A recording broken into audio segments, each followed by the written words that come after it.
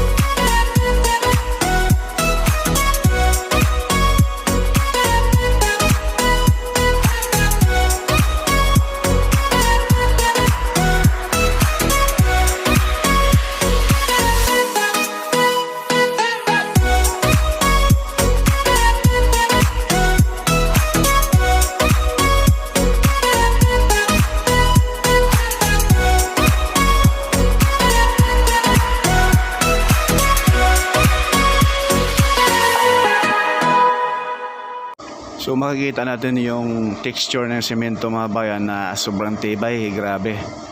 Talagang makikita mo lang itong mga ganitong texture ng semento sa mga foreign contractor, no?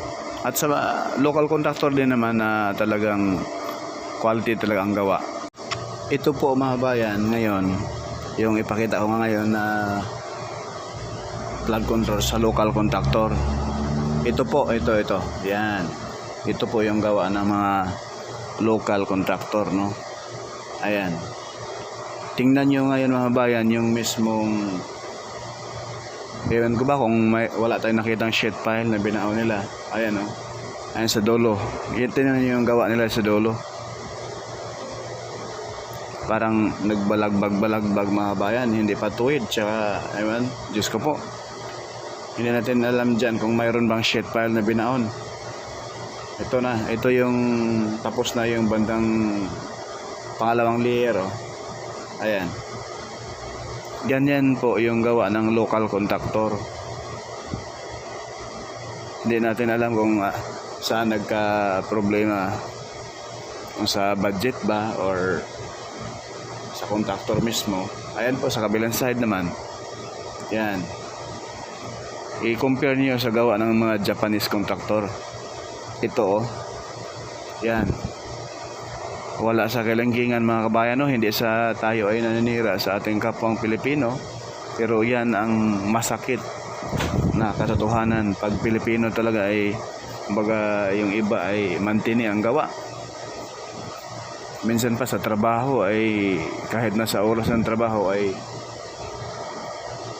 naka ano lang, yung iba nagrilyo, opo-opo, tsaka cellphone, ganun.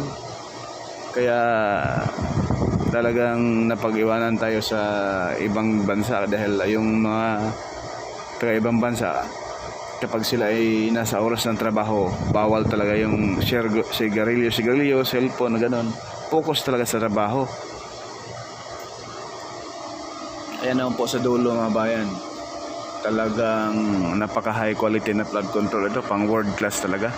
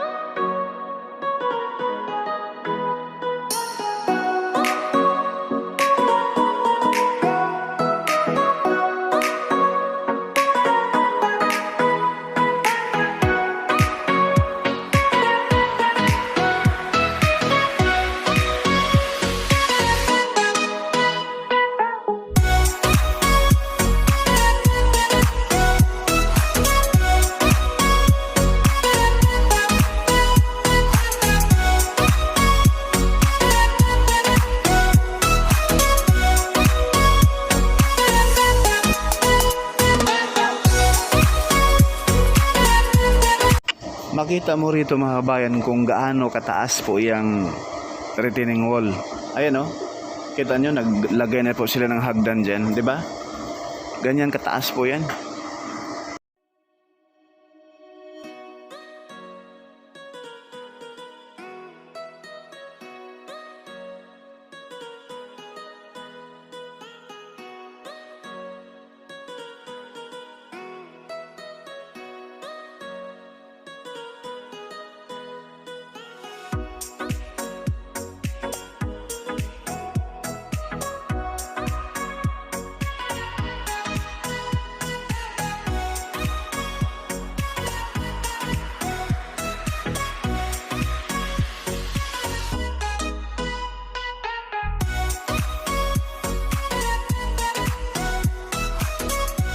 Yan sa unahan mga bayan may araw, yan na po yung entrada ng Manggahan Floodway. Ang bagsak niyan doon na po sa Laguna de Bay. Kaya once na ito matapos na, kasi yung kabaan ng Manggahan mga bayan, nilaliman na rin po, tinanggalan na rin po ng mga putik, burak, mga basura. Dahil bumabaw kasi dahil po sa mga nakatambak na mga buhangin, mga basura, burak pa dyan tambak. Kaya ngayon ay full blast na rin po ang pagdidredging doon sa habaan ng Manggahan Floodway. Ayan po yung Manggahan Floodway mga bayan, pagkalangampas ng pangalawang tulay.